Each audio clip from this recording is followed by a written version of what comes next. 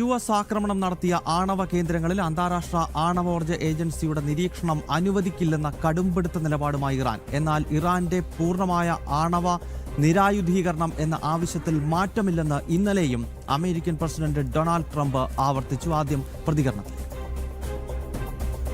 Denuclearization of Iran is moving along well. They've had very good meetings, and we'll see. We hit them very hard for 3 nights, as you know, but we're getting along very well. So I call it the denuclearization, and it's all taking place. It's all going well. The stock market is setting records virtually every day. The oil price is way down. We're down at 68. I see it hit 68 today. That's lower than when I started the, I guess you could call it an attack on Iran so that they never have a nuclear weapon. Aison Jose വിശദാംശങ്ങൾ നൽകും. ഐസൺ, ഈ US ആക്രമണം നടത്തിയ ആണവോർജ കേന്ദ്രങ്ങളിൽ അന്താരാഷ്ട്ര ആണവോർജ ഏജൻസിയുടെ നിരീക്ഷണം അനുവദിക്കില്ല എന്ന് എന്തുകൊണ്ടാണ് ഇറാൻ നിലപാടെടുക്കുന്നത്? ഈ വിഷയത്തിൽ അമേരിക്കൻ പ്രസിഡന്റ് എന്തൊക്കെ കാര്യങ്ങളാണ് വിശദീകരിക്കുന്നത്?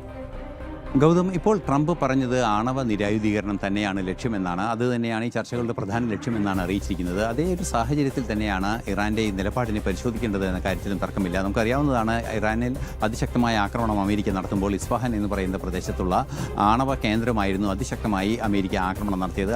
ആണവ കേന്ദ്രത്തിൻ്റെ ആണവ സ്റ്റോറേജിലല്ലാതെ അതിൻ്റെ ചുറ്റുമുള്ള സംവിധാനങ്ങളും റോഡുകളും ഒക്കെ തകർക്കുന്നൊരു നീക്കമാണ് അമേരിക്ക നടത്തിയത്. ഈ ആണവ കേന്ദ്രത്തിലാണ് വൻതോതിൽ ആണവ ശേഖരം സൂക്ഷിച്ചിരിക്കുന്നതെന്നാണ് ഇപ്പോൾ മനസ്സിലാക്കാൻ സാധിക്കുന്നത്. 480 കിലോയോളം സമ്പുഷ്ടീകരിച്ച യുറേനിയം ഉണ്ട് എന്നാണ് പ്രാഥമികമായി വന്ന കണക്കുകളെല്ലാം തന്നെ. ഒരുപക്ഷെ അതിനേക്കാൾ കൂടുതൽ യുറേനിയം അവിടെ ഉണ്ടാകാം, അല്ലെങ്കിൽ മറ്റിടങ്ങളിൽ സൂക്ഷിച്ചിട്ടാകാം എന്നൊരു ആശയക്കുഴപ്പമാണ് ഇപ്പോൾ ഉണ്ടായിരിക്കുന്നത് എന്നതാണ് യാഥാർത്ഥ്യം. ഈ ഒരു സാഹചര്യം വീണ്ടും അടിവരയിടുന്ന ഒരു പ്രസ്താവന തന്നെയാണ് ഇറാൻ്റെ ഭാഗത്തു നിന്നുണ്ടായിരിക്കുന്നത്. ഇറാൻ പറയുന്നത് ബുഷെഹറിലും അതുപോലെ തന്നെ ഇറാൻ ടെഹ്റാനിലെ പരീക്ഷണ റിയാക്ടറിലും മാത്രമാണ് പരിശോധന നടത്താൻ അനുവദിക്കുക, മറ്റു കേന്ദ്രങ്ങളിൽ അനുവദിക്കില്ല എന്നൊരു നിലപാട്. അതായത് അമേരിക്കയുടെ ആക്രമണം നടന്ന ഇടങ്ങളിൽ അനുവദിക്കില്ല എന്നൊരു നിലപാടാണ് സ്വീകരിക്കുന്നത് ഇറാൻ. പക്ഷേ അത് തീർച്ചയായും ഒരു അന്താരാഷ്ട്ര ആണവോർജ ഏജൻസിയുടെ നിഷ്പക്ഷതയെ തന്നെ ചോദ്യം ചെയ്യുന്ന ഒരു നീക്കമായാണ് നിരീക്ഷിക്കപ്പെടുകയും ചെയ്യുന്നത്. ഈ ഒരു സാഹചര്യം, ആണവ നിരായുധീകരണം എന്ന ഉറച്ച നിലപാടിലൂടെ മുന്നോട്ട് പോകുന്ന അമേരിക്കയുടെ ആ ഒരു സാഹചര്യം ഒഴിവാക്കുന്നതിന് വേണ്ടിയുള്ള ഒരു നീക്കമാണ് ഇറാൻ്റെ ഭാഗത്തു നിന്നുണ്ടാകുന്നതെന്നാണ് പ്രാഥമികമായി നിരീക്ഷിക്കപ്പെടുന്നത്. പക്ഷേ മറ്റൊരു നിർണായക വിഷയമുള്ളത്, ഇപ്പോൾ ഖത്തറിൽ ചർച്ചകൾ തുടരുകയാണ്. ചർച്ചകൾ പുരോഗമിക്കുന്നുണ്ട് എന്ന് തന്നെയാണ് ട്രംപ് അറിയിക്കുകയും ചെയ്തത്.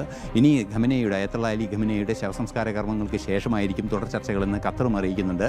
നിലവിലെ സാഹചര്യങ്ങളിൽ ആണവോർജ കേന്ദ്രങ്ങൾ, ആണവ ആയുധം അല്ലെങ്കിൽ സമ്പുഷ്ടീകരിച്ച യുറേനിയം സൂക്ഷിച്ച കേന്ദ്രങ്ങളിൽ പരിശോധന നടത്തുന്നതിൽ നിന്നും അന്താരാഷ്ട്ര ആറ്റോമിക് എനർജി ഏജൻസിയെ ഒഴിവാക്കാനുള്ളൊരു നീക്കമാണ് ഇറാൻ നടത്തുന്നതെന്ന സംശയമാണ് അന്താരാഷ്ട്ര തലത്തിൽ ഉയരുന്നത്. ഗൗതം.